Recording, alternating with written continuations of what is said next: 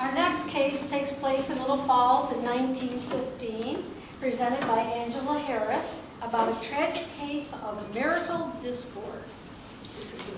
And I call it murder most foul, the phrase we've heard, because it really was an ugly murder. I mean, there are murders and there are ugly murders. And I put this in that category. I'm going to give you a little background of Little Falls at the time because it has some significance, I think, to the victim and the perpetrator. It was a big city in 1915. Over the course of 1890 until 1920, the population had gone from 8,783 in 1890 to 10,381 in 1900, 12,273 in 1910, and 13,029 in 1920. An enormous immigrant population that moved in, and they moved in because of the manufacturing.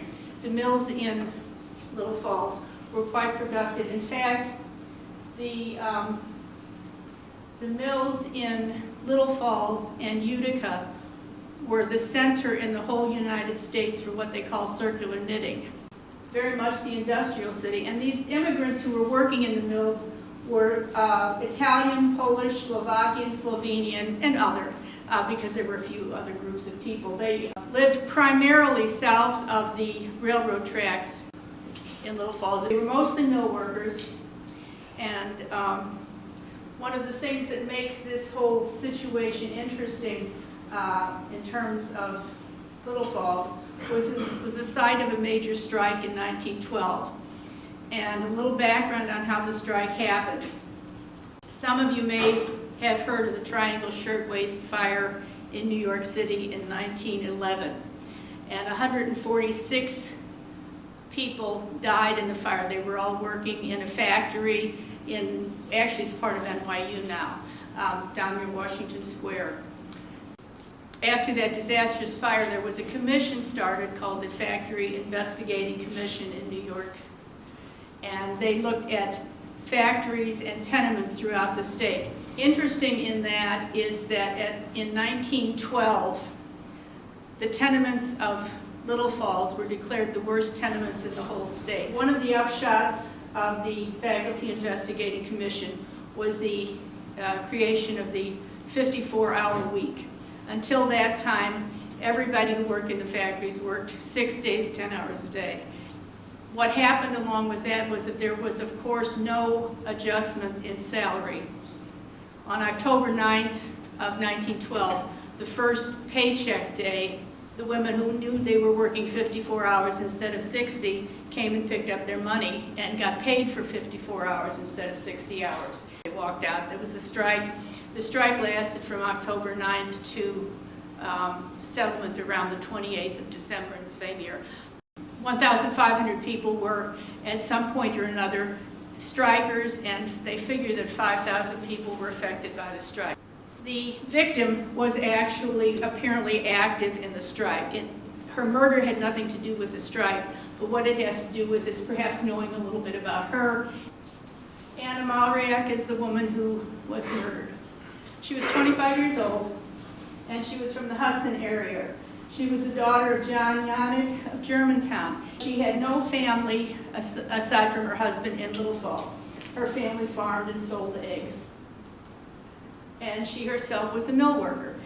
She worked at the Gilbert Mill, which was, there's still the Gilbert House in town, and there was still a Gilbert Mill here when I moved here 25 years ago, so it's an old, wealthy family. It was one of the mills that was struck at the time of the big strike. And she was married to Malriak, and what do we know about him? He was older than she, and he had worked assorted mill jobs. At the time of his death, he was out of work. And that may have had something to do with the final fight. And he was Hungarian. And it's kind of weird, but throughout the reporting of him murdering his wife, the words Hungarian and insane were often used interchangeably, which is one of the things that sort of clues you into the fact that immigrants were viewed a little differently, maybe than longtime citizens and residents, because it was sort of like, well, he's Hungarian, what do you expect? But you don't expect him to kill his wife. And he was married to Anna Malriak. That's the wedding picture. Strangely enough, we have it. We don't know the exact date of her wedding, but we do know that there they are looking the way most people do look on their wedding day, like, oh my God, what have I done? And it was worse for her than him.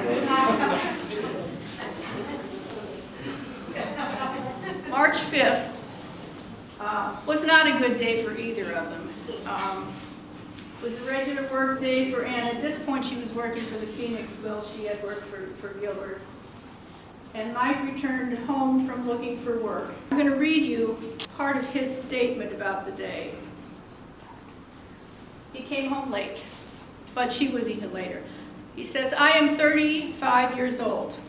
On my way home last night, I drank 2 spring waters and 2 beers. When I got home, I made a fire in the stove, and then I waited for my wife to come home. I got supper, and we ate it together. We sat in the house talking until about 11 o'clock, and then we went to bed together. She was telling me I spent too much money, and I told her she spent too much money. This conversation took place while we were in bed before we went to sleep. It's not all that bizarre, a conversation. Clearly there was some tension in the marriage, and at least in part because he was out of work. This is the house where they lived. If you go over to Little Falls, even now you can see it. If any of you are familiar with the city, it's on Garden Street at Jackson. You know, there's a little stone house there, and that's this house. They got into a fight that was bigger than just this conversation. And next thing we know, it's several hours later, and Mike Malriak is headed up the street in his night clothes, in bare feet in the snow, blood on him. And he went to one house and knocked on the door and asked if he could come in, and that man said, no, my wife is ill, I can't help you out. So then he went to the next house, and a fellow named Alex Mack let him into the house, and he said, I think my wife is going to burn the house down.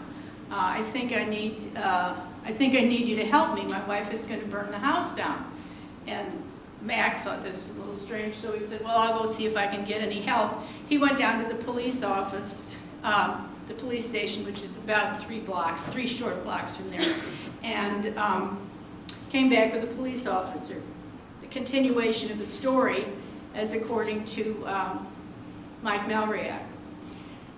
She woke me up in the middle of the night and woke me up. She said to me, you ought to go to some doctor. There is something the matter with you. Now, if somebody woke me up in the middle of the night and said, you need to go to a doctor, there's something wrong with you, I would think there was something wrong with them. But we don't know quite what happened because we have only Mike, the murderer's report. She just pushed me with her arm and I woke up. She asked me if I fell asleep. She said, I don't feel well, there is something the matter. I told her she had better go to the doctor's for an examination. She said, so long as you are not working, why don't you go to Terrytown and get work there? Then we went to sleep again. The alarm clock started to ring again about 2 o'clock or 2:30. When the alarm clock rang, she told me to get up. After I woke, she said, it's 6 o'clock. It's time for you to get up. Then I said to her, why are you following me? She was around the alarm clock. Then I got angry and she got angry and slapped me in the face. I said to her, why are you fooling around with clocks? Then she started after me. Then I struck her on the right shoulder. This was in bed. This is his statement to the police. You get a little clue as to what the police might have been thinking when this is the statement he's making about what was going on at his house. Then she said she was going to holler. She got out of bed and struck me with a poker. I don't know where she got it. She struck me on the forehead over the left eye, and then I struck her in the mouth. Then I chased her around the table. Okay, this is a strange night that's happening in Little Falls. Mac brought the officer from the police station back to the house and went to the little stone house. Mac's house was 2 houses away from it. The police chief thought what he was walking into was a sort of a typical domestic violence thing. But what he found was much beyond anything he might have expected. Upon their arrival there, the door was found to be open and they entered, but the house was in darkness. On opening the door, the odors of burnt flesh and kerosene oil were plainly smelt. Captain Dundon turned on his searchlight and began to look around the room. He did not go very far when he stumbled over a prostrate form on the floor. On both sides of the body lay the charred remains of a woman's clothing, while the body itself was covered with burns, blisters, and bruises. The culprit, a few minutes later, was lodged in the local lockup, having been placed under arrest by Captain Dundon and later taken to the police station by Officer Noonan. This was an awful, awful murder. As they investigated the murder itself, again, the only report they had, live report, was the murderer, was Mike Malriak. But apparently there was some kind of an altercation between them. It seems that probably what happened is that Anna fell against a table or something with a hard surface and knocked herself out or got knocked out.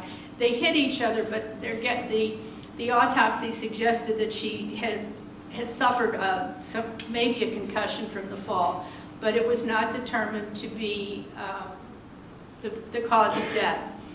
After that, and this is where it gets all crazy when Mike said, well, his wife was going to set fire to the house. In fact, what happened is it appears that he dumped kerosene all over her. There was a kerosene lamp. It's possible, and he claimed that the kerosene lamp fell down, and then he said she went and got it. But probably he dumped the kerosene on her and set her afire. And according to the autopsy, what killed her was breathing in the fumes of burning kerosene and then the kerosene burning her body. But this is what's really grotesque. I'm not going to burn me, but she was burned, her torso was burned. Her legs were not touched. I guess the fire burned itself out quickly enough to kill her and then not burn on anymore. It was really an awful, awful crime. Malriak was taken to jail to be with a schedule for, I think the grand jury was going to be in place not until June, but they had him locked up before then. Apparently he was quite a troubled prisoner. A lot of moaning and wailing in the jail, and on the basis of his behavior in the jail, whoever was in charge determined that they needed to have a hearing about his sanity. And he was determined to be criminally insane, and they sent him off to Mattawan.